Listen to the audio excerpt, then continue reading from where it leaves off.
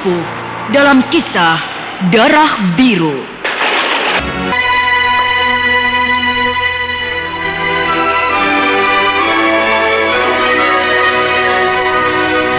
Sesudah bertemu dengan Gayatri, Senopati Ardalepa mengutus Tabrani, tukang membuat rumah, untuk membangun rumah Pak Arum dan rumah peninggalan orang tuanya yang didiami Gayatri. Tentu saja Pak Arum dan Gayatri tak kuasa menolaknya. Hanya perasaan was-was terpendam dalam hati Gayatri. Kenapa Senopati Ardalepa terlalu baik kepada mereka?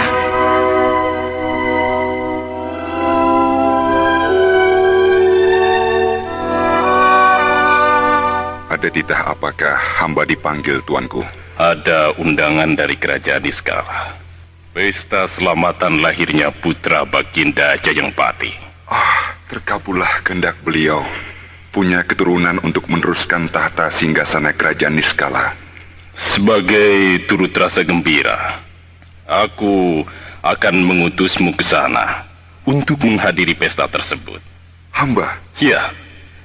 Sebab yang paling pantas untuk menghadiri upacara selamatan pribadi seorang raja hanya kamu, Ardalepa. Hamba mengucapkan terima kasih atas kepercayaan tuanku menunjuk hamba. Tapi sebelumnya mohon ampun, hamba mempunyai pekerjaan yang tidak bisa hamba tinggalkan. Yang mana? Apakah pembuatan 2 rumah di kampung Camparing itu? Bunga yang harum, wanginya yang semerbak akan tercium kemana-mana. Begitu pula kembang kampung Camparing. Wanginya sudah menyusup ke dalam keraton. Tuanku berseloka. Bukankah bahasa seloka paling digemari insan yang sedang dimabuk asmara? Ardalepa, singa Kuntala yang paling ditakuti, kini tak berkutik, manakala sekuntum bunga menggelitik kalbunya. Tuanku, 1000 panah, selaksa tombak, 1.000.000 pedang mengepung hamba. Hamba tak akan bergeming sedikit pun. Namun, senjata yang tak akan pernah bisa ditangkis oleh pendekar manapun adalah panah asmara. Baiklah, Ardalepa. Siapa namanya? Gayatri. Gayatri. Suatu nama mengandung makna. Namun makna itu belum terungkap olehku. Iya, demikian pula hamba, tuanku. Sebab hal ini baru dalam tahap langkah awal. Ardalepa, apa yang kamu pandang baik, perbuatlah. Namun janganlah sampai pamor Kuntala kebanggaan kita menjadi redup karenanya. Akan hamba camkan, tuanku. Syukurlah. Pada suatu hari, ketika Gayatri sedang mengagumi rumahnya yang telah menjadi bagus dan sesuai dengan kehendaknya pula, tiba-tiba dikejutkan oleh tamu istimewa yang tak lain dan tak bukan adalah Senopati Ardalepa. Sampurasun. Rampes. Kanjeng Senopati, hamba menghaturkan sembah. Sembahmu kuterima. Daulat, Kanjeng. Apakah sudah sesuai dengan kehendakmu? Hamba tidak tahu dengan apa harus membalas budi baik Kanjeng. Kamu harus membalas budi itu. Harus. Baik, Kanjeng. Baik. Dengan apa hamba yang miskin membalasnya?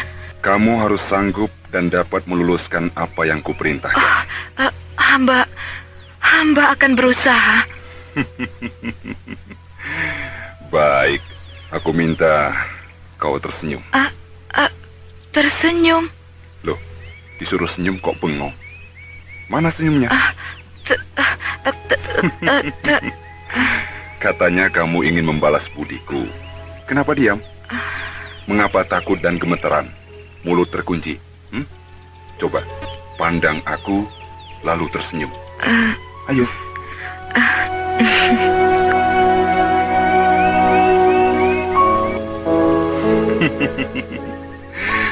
Sungguh menawan senyummu itu. Loh. Kok terus lari masuk rumah? Gayatri, rumahmu terbuka. Dengan mudah aku bisa masuk kalau mau. Tapi aku tak akan berbuat demikian kalau tidak ada izin darimu. Silakan masuk, Kanjeng. Baik, aku masuk.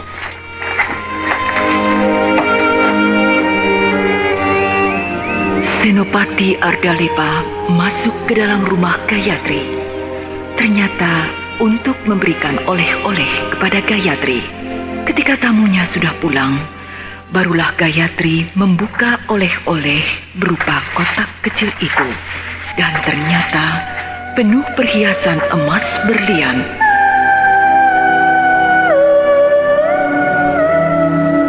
Selanjutnya, Senopati Ardalepa melamar Gayatri. Semula, Gayatri agak ragu-ragu untuk menerimanya. Karena di samping beda derajat yang begitu banyak, beliau juga bangsa penjajah. Tetapi karena pribadi beliau yang sangat baik, Pak Arum mendorong Gayatri agar menerimanya.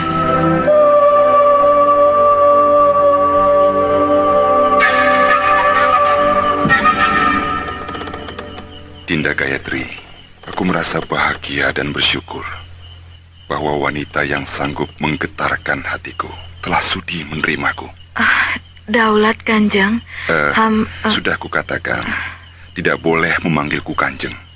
Juga tidak pakai daulat dan hamba. Belum biasa dan rasanya janggal seperti seorang rakyat yang tidak tahu tata krama. Mulai saat ini harus membiasakan diri. Sebab sekalipun kamu seorang wanita bangsawan, tetap akan kularang memanggilku Kanjeng. Baiklah, Kakang. Nah, itu yang kuharapkan. Gayatri, setelah kita menikah nanti, aku tak ingin tinggal di keraton. Aku lebih suka tinggal di sini. Iya, aku ingin hidup di tengah-tengah rakyat. Oh, Kakang, betapa bahagia saya mendengarnya. Betapa senangnya. Pagi-pagi berangkat ke keraton, sore pulang, dan kamu berdiri di depan rumah menyambutku pulang kerja. Kakang, dalam kesempatan ini saya ingin menyampaikan sesuatu. Katakanlah. Semoga Kakang tidak akan kecewa. Saya punya anak. Kukira apa? Punya anak saja kenapa risau? Kakang tidak kecewa? Kenapa harus kecewa? Malah aku senang. Berarti rumah tangga kita tidak akan sepi. Terima kasih, Kakang. Nah, berapa anakmu? 1, 2, 3? 1, laki-laki. Bagus. Aku punya teman untuk balapan menunggang kuda. Di mana dia sekarang? Hilang. Hilang? Iya. Waktu pasukan Kuntala menyerbu ke sini, keadaan sangat kacau. Rakyat panik pergi mengungsi. Dan saat itulah saya berpisah dengan anak saya. Siapa namanya? Brahma. Entah di mana dia sekarang. Tapi naluri saya mengatakan dia masih hidup. Kalau begitu harus dicari. Punya ciri tertentu? Tidak. Tapi sebagai tanda yang mungkin bisa dijadikan ciri, dia membawa pedang Panglima Bernawa. Pedang bernawa. Iya. Kenapa ada di tangan Brahma? Panglima Bernawa menghadiahkan pedang itu kepadanya. Yang biru atau yang merah? Maksud Kakang? Ya, Panglima Bernawa memiliki 2 pedang wasiat, bernama pedang merah dan pedang biru. Nah, yang diberikan kepada Brahma yang mana? Wah, saya tidak tahu, Kakang. Saya tidak pernah mengutak-utiknya karena saya anggap pedang biasa. Ketahuilah, sepasang pedang itu jadi rebutan karena katanya menyimpan suatu rahasia. Ya, rahasia apa? Aku sendiri tidak tahu. Brahma bisa terancam bahaya. Jangan cemas, Dinda. Aku akan perintahkan Hulu Balang Sakala, kepala pasukan rahasia, untuk mencari Brahma.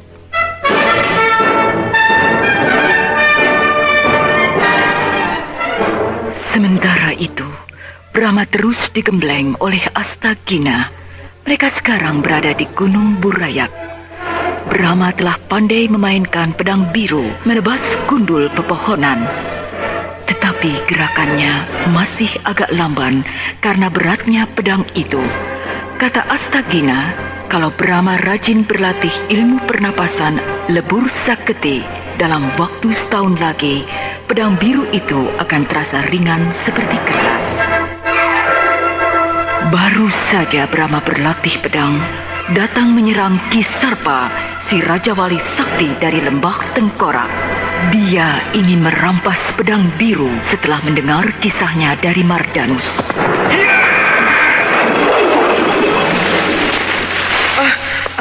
Edan, si botak itu melancarkan serangan tenaga dalam. Wah, untung kakek Astagina cepat menangkis hingga arahnya berbelok kena pohon yang ada di sampingku. Sampai hancur. Hei, Sarpa, kau jangan gila, ha? Pakai kekerasan pada anak kecil.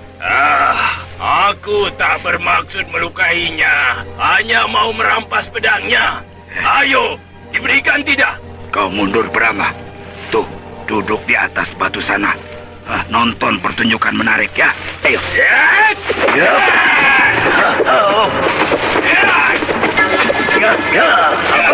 Cepat sekali. Ki Sarpa, si kepala botak itu, tangan dan kakinya seperti kitiran angin. Tapi kakek Astagina juga hebat. Berputar-putar, jungkir balik tak karuan, sampai si botak jadi bingung. Nah, si botak mundur terus. Dia sibuk sekali.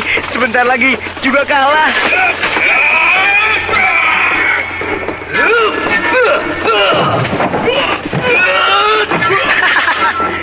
Si botak muntah. Masuk angin kali.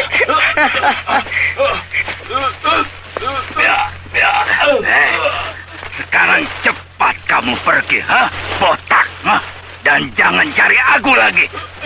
Ayo pergi, ayo. Kenapa tidak dibunuh saja, kek? Dia kan jahat, golongan hitam, kek. Tidak, dia sedang terluka parah, Brahma.